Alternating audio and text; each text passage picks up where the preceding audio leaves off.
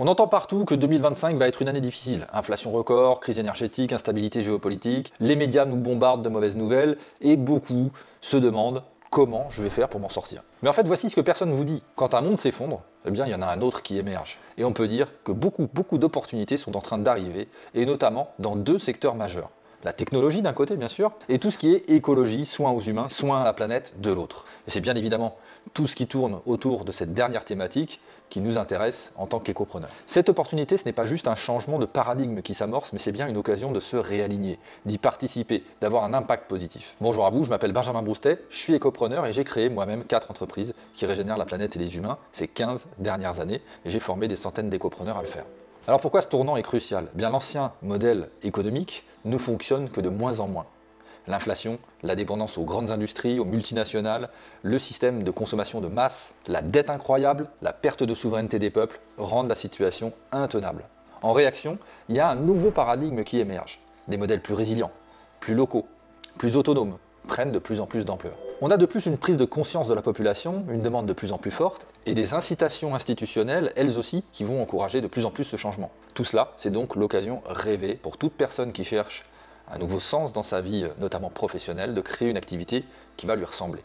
Plus alignée, plus libre, plus porteuse de sens, et rentable et viable sur le long terme, bien entendu. Alors ceux qui réussiront demain ne seront pas ceux qui subissent, mais ceux qui vont créer des solutions, vous l'avez compris. Et dans cette vidéo, on va voir ensemble les secteurs qui explosent et pourquoi ils sont une de ces solutions, non seulement pour 2025, mais pour les années à venir. Et restez bien jusqu'à la fin, parce que je vais vous révéler le secteur le plus sous-estimé aujourd'hui, qui pourrait changer la donne pour beaucoup de choses. Pourquoi en période de crise, certaines industries déclinent, tandis que d'autres prospèrent ? Eh bien, analysons ensemble les facteurs clés de cette dynamique. Ce qu'il faut savoir, c'est qu'en 1, les crises redéfinissent les priorités. On va se réorienter vers les besoins fondamentaux. Lors des périodes d'incertitude, les individus vont se concentrer sur l'essentiel, se nourrir, se loger, se soigner, assurer leur sécurité. Et cette focalisation entraîne une demande accrue pour les secteurs liés à l'autonomie et à la résilience. En 2, on a de plus en plus, dans ces périodes-là, un rejet du modèle ultra globalisé. On va avoir un retour au circuit court et à la production locale.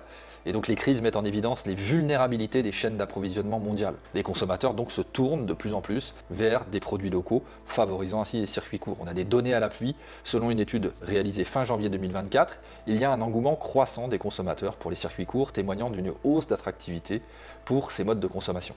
En 3, on a une quête de sens dans le travail aujourd'hui. C'est vrai qu'on a une transition vers des activités alignées avec les valeurs personnelles. On a un phénomène de grande démission qui n'est pas qu'un phénomène isolé. De nombreuses personnes quittent aujourd'hui leur emploi traditionnel pour se lancer dans des projets qui reflètent leurs convictions et leurs aspirations. C'est vraiment une tendance notable. Depuis la pandémie, on observe une augmentation significative des micro-entreprises et des activités artisanales. Les individus cherchent à retrouver du sens en créant des produits authentiques et en établissant des liens directs avec leur clientèle. En conclusion, ces transformations illustrent une adaptation proactive face à la crise et les secteurs misant sur l'autonomie, la production locale, l'alignement avec les valeurs sont en pleine explosion, répondant aux nouvelles attentes des consommateurs et aux défis contemporains. Alors maintenant qu'on a compris pourquoi certains secteurs explosent, voyons ensemble justement les 7 secteurs qui vont connaître un essor assez important en 2025 et au-delà, et voire même plus qu'important, qui vont certainement exploser. Ce sont des secteurs d'avenir parce qu'ils répondent à la fois à des besoins fondamentaux, à une demande croissante, et aussi à une nouvelle manière de voir l'économie et l'entrepreneuriat. Premier secteur, donc l'alimentation et l'autonomie alimentaire. Pourquoi ça explose ? Tout simplement, on a une hausse des prix alimentaires aujourd'hui, l'inflation a entraîné une explosion du coût des matières premières et des produits alimentaires de base. On a une prise de conscience de la vulnérabilité des chaînes d'approvisionnement. La crise de 2020 et les conflits géopolitiques ont montré que dépendre des supermarchés et des importations massives, c'est plutôt risqué. Et puis on a une montée en puissance du do-it-yourself alimentaire, le retour des jardins partagés, de la permaculture urbaine, des systèmes d'autonomie individuelle, etc. Alors on a plusieurs opportunités d'activité avec tout cela. Les micro-fermes agroécologiques qui sont aujourd'hui ultra rentables. Jean-Martin Fortier l'a prouvé sur une ferme de 1,5 hectare qui génère 150 000 € par an. On a les kits d'autosuffisance alimentaire, pourquoi pas, des cultures d'intérieur, des conserves, la déshydratation des aliments. On a les fermes de micro-pousses, les fermes de champignons, on n'a pas beaucoup besoin d'espace pour ça, les marges sont élevées, la forte demande est présente par les restaurants et les consommateurs. En 2, secteur de la réparation, de l'upcycling et des low-tech. Pourquoi ça explose ? Tout simplement parce que l'ère du jetable va toucher à sa fin. La surconsommation, l'obsolescence programmée sont de plus en plus critiquées aujourd'hui et les nouvelles lois européennes imposent le droit à la réparation. Les consommateurs recherchent aussi des solutions beaucoup plus durables. Donc on a pas mal d'opportunités business avec ça. Les ateliers de réparation, les ateliers d'upcycling au niveau de la mode, du mobilier, de l'électroménager, de la tech. On a les formations do it yourself. comment fabriquer ses propres meubles, ses propres vêtements, les objets du quotidien avec des matériaux récupérés par exemple. On a la vente d'objets réparés, revalorisés, détournés, réparer des vélos, créer des meubles à partir de bois de récupération, relooker du mobilier vintage. En exemple marquant, on a le marché du reconditionné qui a explosé. Back Market a levé 276 millions d'euros en 2024 pour continuer son expansion mondiale, donc c'est une très grosse entreprise, mais ça prouve quand même qu'il y a un marché extrêmement porteur.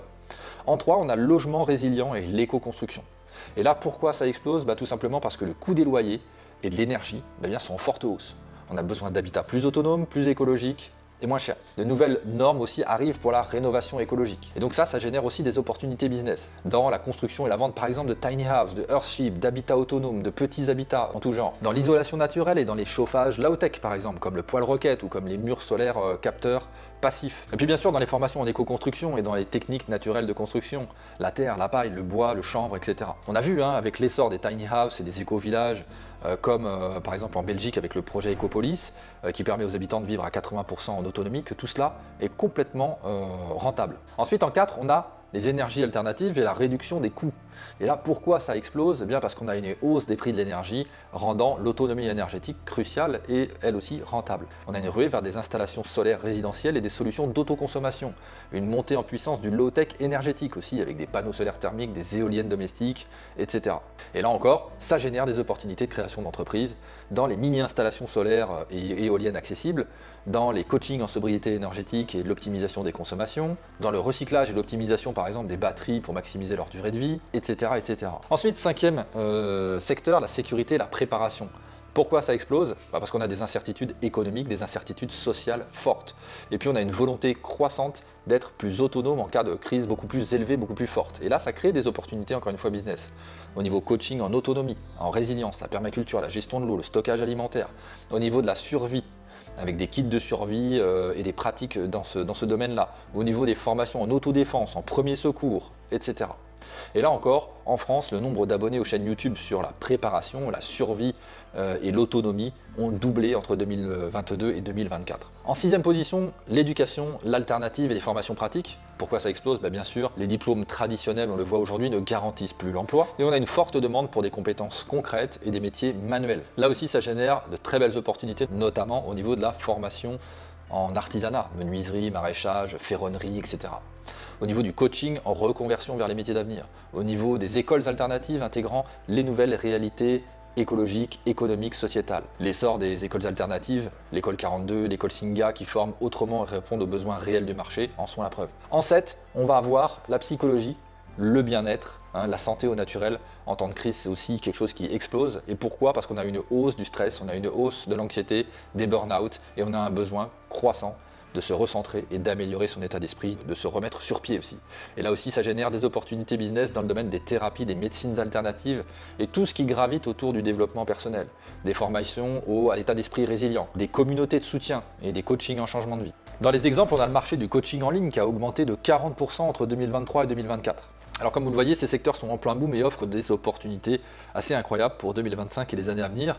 Et ce, même si ces secteurs donnent, comme celui du développement personnel, parfois l'impression d'être saturés, mais en fait ils ne le sont pas. Le problème c'est que nous n'avons pas suffisamment d'écopreneurs nichés dans ces domaines et surtout qui ne savent pas correctement communiquer et proposer leurs services. Maintenant que vous connaissez les secteurs qui explosent, vous vous demandez peut-être comment je me lance moi dans tout ça. Il y a tout simplement une méthode pour ça, vous n'avez pas besoin forcément d'attendre d'être prêt pour agir. La première des étapes, ça va être de faire une introspection avant de se lancer. Pourquoi ça c'est fondamental? Tout simplement parce qu'avant de choisir un secteur ou un projet, posez-vous d'abord la question de quel style de vie est-ce que vous voulez vraiment. Il y a beaucoup de gens qui se lancent dans un projet en pensant à l'argent, leur reconversion, au matériel, etc., mais qui oublient l'impact de leur quotidien. Votre entreprise, elle doit être au service de votre vie et non l'inverse. Donc quelques questions hyper importantes à se poser. Est-ce que je veux travailler seul ou est-ce que je veux travailler en équipe? Il y a certaines personnes qui préfèrent l'indépendance, il y a d'autres personnes qui aiment collaborer. Est-ce que je veux un business en ligne ou un business physique? Un projet 100% digital ne demande pas du tout la même énergie, les mêmes processus qu'un atelier artisanal. Combien d'heures par semaine je suis prêt à investir? Est-ce que vous voulez une activité à temps plein, un complément de revenu, un projet évolutif? Quelles sont mes compétences naturelles? Votre projet sera peut-être plus fluide si vous partez de vos forces et de vos passions. Et puis un business aligné, comme vous le voyez, c'est un business qui va être aligné avec votre mode de vie surtout. Donc prenez le temps de définir ce qui est vraiment important pour vous. En 2, vous allez trouver votre niche. où est-ce que vous avez le plus de valeur à apporter. Ça, c'est essentiel aussi, parce que se positionner dans une niche permet d'éviter la concurrence de masse, si je puis dire. Il vaut mieux être un spécialiste dans un secteur précis qu'un généraliste perdu dans un marché saturé. Donc là, vous devez aligner vos compétences, vos valeurs et les besoins du marché. Quelques secteurs, quelques niches en explosion.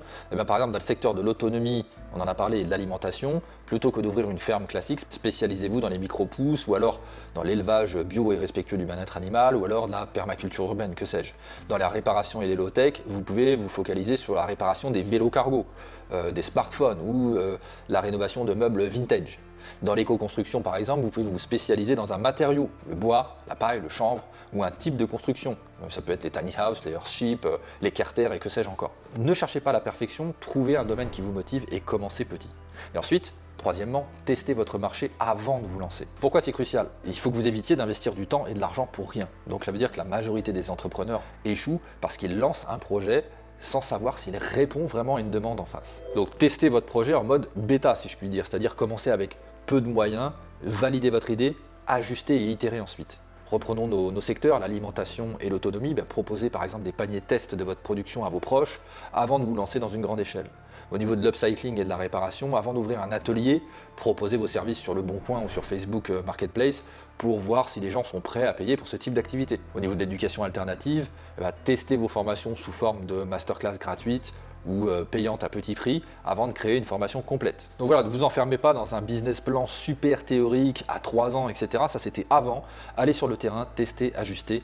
C'est une très bonne façon de réussir aujourd'hui. En 4, s'inspirer de ceux qui ont réussi. C'est super puissant parce que les erreurs ont déjà été faites par d'autres personnes. Autant apprendre de leur expérience. Donc étudiez les modèles qui fonctionnent, observez leur stratégie et adaptez-les à votre réalité. Exemple concret de modèle inspirant là-dedans, Jean-Martin Fortier, qui a révolutionné la micro-ferme rentable sur une petite surface, on en a parlé. Avani Eco, qui transforme l'industrie plastique en Indonésie avec des alternatives biodégradables. On a aussi Back Market, on l'a vu, qui a rendu le reconditionné ultra attractif. Donc le succès laisse des indices, trouvez ceux qui ont déjà réussi et inspirez-vous de leur stratégie. En 5, n'attendez pas d'avoir toutes les cartes en main. Et ça, c'est le piège numéro 1. Beaucoup de personnes attendent d'être prêts avant de se lancer, mais on n'est jamais vraiment prêt. Vous n'avez pas besoin de tout savoir dès le départ. Vous apprendrez en avançant. L'action amène la clarté. Il y a des personnes qui se sont lancées sans attendre et qui font partie d'exemples. Donc commencez avec ce que vous avez, là où vous êtes, et chaque petit pas va vous amener vers plus de résultats. Alors comme vous le voyez, on est à un tournant. La question n'est plus vais-je être impacté par là ou les crises, mais plutôt comment vais-je réagir. Et là, il y a deux types de personnes qui émergent dans ces temps-là. Ceux qui subissent et qui attendent que tout redevienne comme avant, alors que le monde évolue très vite. Il y a ceux qui s'adaptent et qui voient dans cette période un moment clé pour redéfinir leur avenir. Rappelez-vous une chose essentielle, les plus grandes réussites naissent souvent dans les périodes d'incertitude. 2025 et les années suivantes vont être une ère de transformation qui va être massive. Ceux qui sauront prendre les bonnes décisions pour leur avenir seront les acteurs du changement de demain. Alors, quelle va être votre place dans ce nouveau monde? Dites-le nous en commentaire. Et puis, si vous souhaitez vous intéresser aux entreprises qui régénèrent la planète et les humains et éventuellement en savoir plus sur comment créer ce type d'entreprise, comment trouver votre niche et les grandes phases que vous allez devoir traverser pour aller en ce sens, je vous invite dimanche à 17 h pour notre webinaire où vous allez découvrir les méthodologies exactes pour aller en ce sens. Je vous souhaite une très bonne continuation et je vous dis à très bientôt. Bye bye.